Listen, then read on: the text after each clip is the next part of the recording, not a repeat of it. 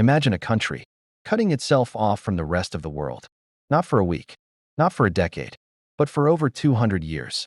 A nation where foreign ships were met with cannon fire, where curiosity about the outside world was forbidden, and yet, somehow it survived.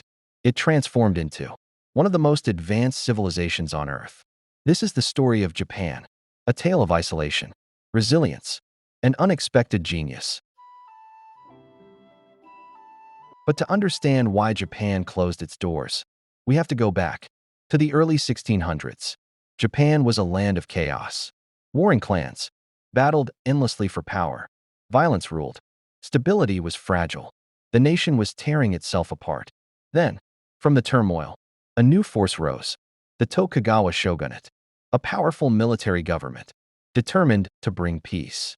No matter the cost, they wanted order, they wanted control, and above all, they wanted security. Security from the outside world. Foreign ideas, foreign religions, foreign armies. To the shoguns, these influences meant danger. More division, more rebellion, more war. So in 1639, they made a decision that would define Japan. For centuries, they closed the nation off from the world completely. For more than 2 centuries, Japan remained closed.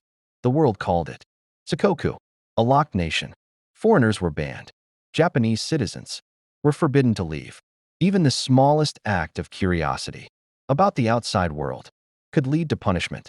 And yet, life didn't stop.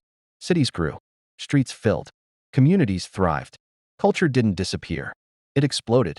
Picture it, the quiet streets of Edo, markets alive with merchants, voices calling out, coins exchanging hands, theaters glowing at night, performances mesmerizing crowds, artists at work, painting mountains, rivers, moments of everyday life. All of it created without a single outside influence. No foreign trends, no imported ideas, only Japan. In a strange way, isolation became its strength. Cut off from the world, Japan was forced to look inward, to innovate from within, to refine its skills, its culture, its identity. And in doing so, Japan didn't fade away. It became something entirely its own. But no wall lasts forever. By the 1800s, the world was changing. Western powers began circling Japan. Steamships, modern guns, new technology. Isolation was no longer protection. Then, in 1853, an American fleet entered Tokyo Bay, led by Commodore Perry. Black ships, armed and unstoppable, they brought a demand. Open the ports. Imagine the shock. A proud nation, untouched for centuries, suddenly forced to face the outside world. The shoguns now faced a choice: resist and risk destruction, or adapt and survive. Japan chose survival. The Meiji Restoration began, a rapid transformation. Samurai swords gave way to steel factories. Castles transformed into modern cities. Centuries of tradition reshaped into a new, powerful nation. And yet, even as Japan embraced the world, the lessons of isolation remained.